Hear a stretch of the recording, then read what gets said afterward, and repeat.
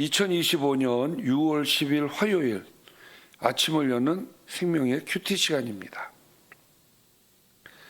오늘 말씀은 민수기 35장 22절에서 34절 말씀으로 자비와 긍휼로 죄인을 보호하는 도피성이라는 제목으로 함께 말씀을 나누도록 하겠습니다.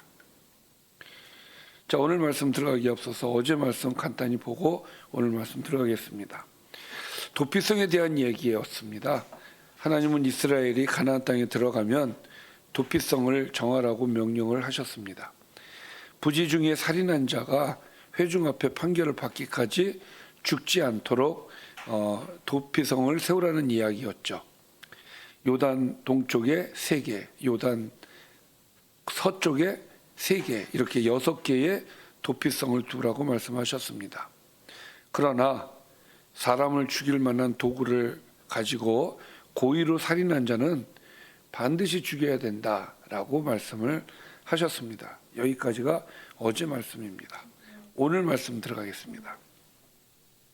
자, 악의가 없이 우연히 사람을 밀치거나 기회를 엿봄이 없이 무엇을 던지거나 보지 못하고 사람을 죽일 만한 돌을 던져서 죽였을 때에 이는 악의도 없고 헤아려 한 것도 아닌즉 회중이 친자와 피를 보복하는 자 간에 이 규례대로 판결하여. 자, 무슨 얘기냐면은 부지 중에 죄를 지었을 때 이야기를 다시 한번 언급을 하는 겁니다. 부지 중에 사람을 죽였을 때는 의도적으로 한 게 아니니까 회중이 친자와 피를 보복하는 자 간에 이 규례대로 판결하라는 얘기는 도피성으로 도망갈 수 있다는 얘기예요. 그래서 도피성에 이제 사람들이 도망을 갔을 때 이제 그러면 누군가가 판결을 해줘야 되죠. 회중이 판결을 하라는 얘기예요. 회중이 친자와 피를 보복하는 자 간에 이 규례대로 판결을 해라. 그러니까 공동체가 자잘못을 판결을 하라는 얘기예요. 그래서 피를 보복하는 자의 손에서 살인자를 건져내어 그가 피하였던 도피성으로 돌려 보낼 것이요. 그러니까 부지 중에 죄를 지었을 때 이게 의도적인 게 아니야. 그러면 부지 중에 죽인 게 맞아. 그렇게 판단이 되었을 때는 그 사람을 다시 어떻게 해라고 하는 말씀이냐면은 도피성으로 다시 보내라는 말씀이에요. 그래서 그는 도피성에서, 그러니까 마치 이제 감옥과 같은 역할을 하는 거죠. 이제 그때부터는 그는 거룩한 기름을 받은 대제사장이 죽기까지 거기 거주해야 될 것이다. 그래서 부지 중에 살인한 자는 도피성에서 살아야 되고, 그가 그 도피성에서 나오는 기준이 언제냐면 대제사장이 죽었을 때 가능하다, 그 말씀이죠. 그러나 살인자가 어느 때든지 그 피하였던 도피성 지경 밖에 나가면 피를 보복하는 자가 도피성 지경 밖에서 그 살인자를 만나 죽일지라도 피 흘린 죄가 없다. 자, 부지 중에 살인자는 어디에 있어야 된다 그랬죠? 도피성 안에 있어야 된다 그랬어요. 근데 도피성 안에 있지 않고 나왔을 때는, 자기가 이제 잠시라도 나왔을 때는 피를 보복하는 자, 그러니까 살인자의 가족이라든지 지인들이 그 부지 중에 살인자를 만나서 죽일 수 있다, 이 얘기예요. 그럴 때는 보복하는 자의 죄가 없다는 것이죠. 그러니까 도피성 바깥으로 나갈 수가 없다는 얘기를 지금 하는 겁니다. 그래서 제가 아까 감옥과 같은 역할을 한다는 게 그런 얘기인 거예요. 그 부지 중에 살인자는 어쨌든 살인을 했기 때문에 그 도피성에서 살아야 되는 그런 규례다, 이 얘기죠. 자, 28절입니다. 이는 살인자가 대제사장이 죽기까지 그 도피성에 머물러야 할 것임이라. 대제사장이 죽은 후에는 그 살인자가 자기 소유의 땅으로 돌아갈 수 있느니라. 이것은 너희의 대대로 거주하는 곳에서 판결에는 규례라. 자, 그러면 왜 하나님께서 이러한 규례를 만드셨을까 하는 생각이 듭니다. 왜 대제사장이 죽었을 때까지를 기한으로 삼으셨을까? 이것은 아마도 예수님을 예표하는 이야기로 보여져요.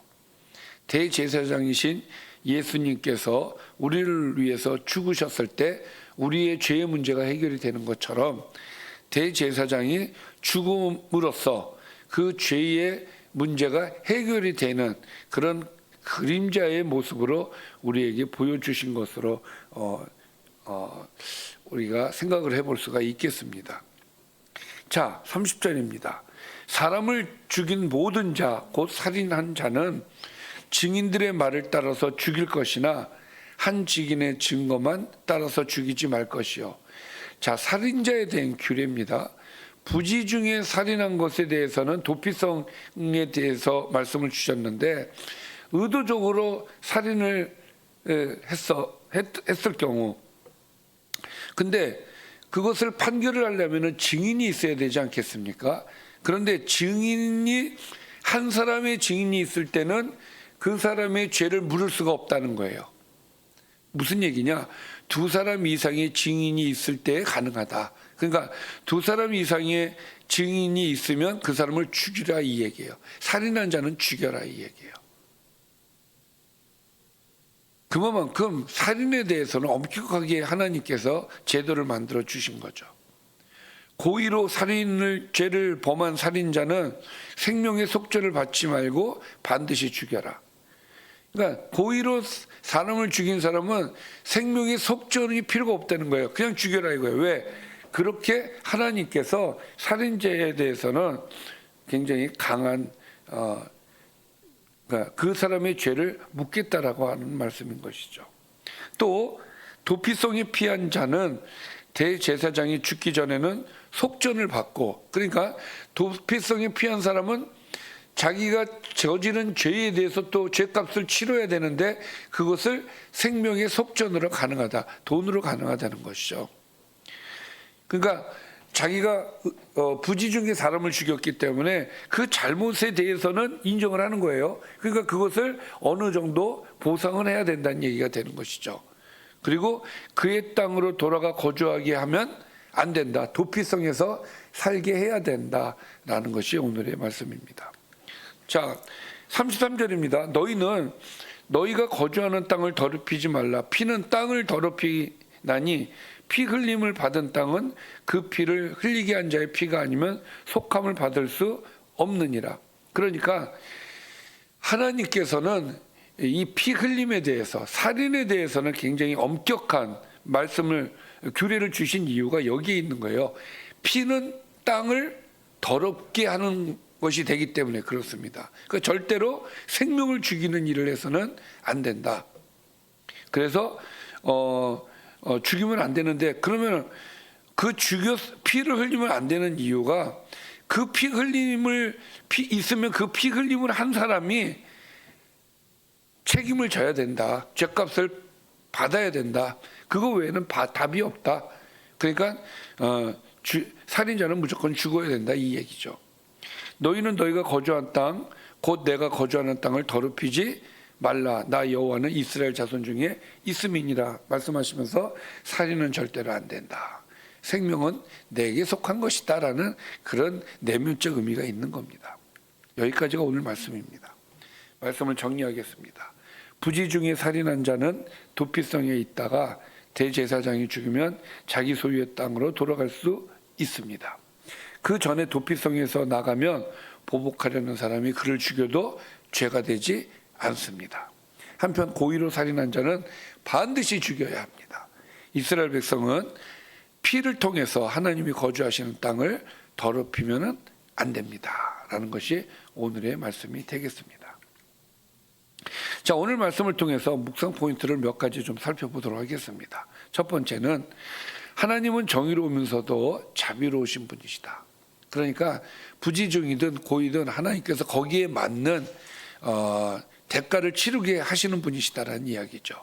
또 두 번째, 우리 안에 보복 본능을 내려놓고 공동체의 정의에 맡기라는 말씀을 우리가 생각해 볼 수 있어요. 그러니까 공동체가 판결을 하라는 이야기는 당사자가 이 살인을 당한 가족의 입장에서는 그 사람을 죽이고 싶지 않겠습니까? 근데 그렇게 보복하지 말라는 거예요. 그 보복 본능을 내려놔라. 그리고 공동체에다가 맡겨라. 이런 말씀을 통해서 공동체의 정의를 생각하라는 것이 오늘의 말씀이 되겠고, 또 세 번째는 도피성에 거하는 자가 대제사장의 죽음 이후에야 자유를 얻는 구조는 예수 그리스도의 죽음을 통해서만 참된 자유를 얻게 된다는 복음적 예표로 우리가 볼 수가 있다. 그래서 예수님이 우리를 위해 죽으셨을 때 비로소 우리의 죄의 문제가 해결이 된다. 또 마지막으로 네 번째는 하나님이 임재하시는 땅은 피로 결코 사람을 죽이는 일로 더럽혀서는 안 된다라는 말씀을 우리가 생각해 볼 수가 있겠습니다. 기도하겠습니다. 살아계신 아버지 하나님 감사합니다. 우리에게 큰 은혜를 주셔서 하나님 말씀대로 살 수 있도록 인도해 주시고, 또 우리에게 규례를 주셔서 그 규례대로 우리가 이 땅을 정의를 세워가면서 살아갈 수 있도록 인도해 주시니 감사합니다. 우리가 이 땅에 살면서 하나님께서 주신 규례로, 그 정의로 이 땅을 하나님의 원하시는 모습으로 세워갈 수 있도록 인도하여 주옵소서. 예수님의 이름으로 기도드리옵나이다. 아멘.